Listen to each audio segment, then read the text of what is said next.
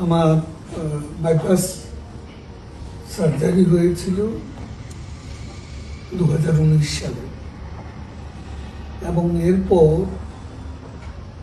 প্রচণ্ড শীত যখন হয়, শীতের সময় একটু অসতর্ক হলে শ্বাসকষ্টটা বেড়ে যায় এবং সে কারণে আমাকে 3-4 দিনের জন্য হসপিটালে যেতে হয়েছে।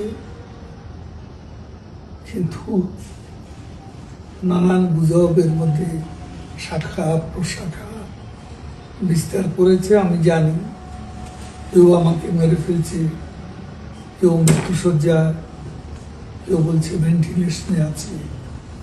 5 আগস্টে করে এমন পরিস্থিতি আরো অনেকবার হয়েছে। হঠাৎ দেখলাম যে আমার নামাজে জানাজা হচ্ছে, কবর করছে, আমাকে সমাহিত করছে, আমি মরে গেছি। এ ধরনের গুজব বহুবার ছড়ানো হয়েছে। তো এটা শুনতে শুনতে আমরা অভ্যস্ত। আল্লাহ যাকে বাঁচিয়ে রাখবে তাকে গুজব ছড়িয়ে কেউ মারতে পারবে না। তো ইলেকশন, আমরা তো ইলেকশনের দল, আওয়ামী লীগ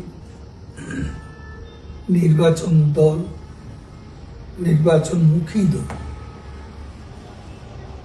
কিন্তু আমাদের দেশের যে বাস্তবতা,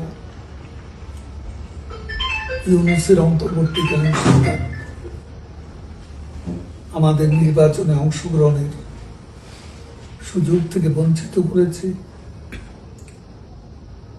এবং এই নির্বাচনে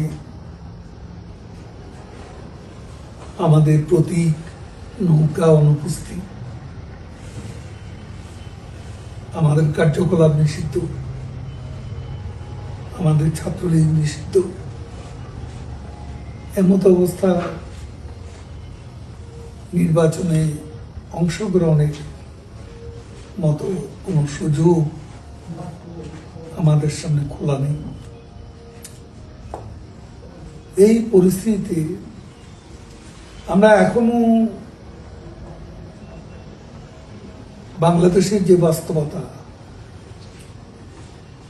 এবং ক্ষমতাসীনরা অভ্যন্তরীণ নানা দ্বন্দ্ব সংঘাতের কারণে তারা নিজেদের কারণে নির্বাচন হয়তো হবে না।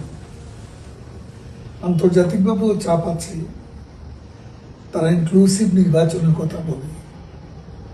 এখন বাংলাদেশের 50% ভোটারের দল আওয়ামী লীগকে নির্বাচনী প্রক্রিয়া বাইরে রেখে কিভাবে অন্তর্ভুক্তিমূলক নির্বাচন হবে সে ব্যাপারে ইউনূস সরকারের উপর বাইরেরও চাপ আছে এবং তাদের নিজেদের মধ্যেও নানা বিষয়ে দ্বন্দ্ব সংঘাত আছে।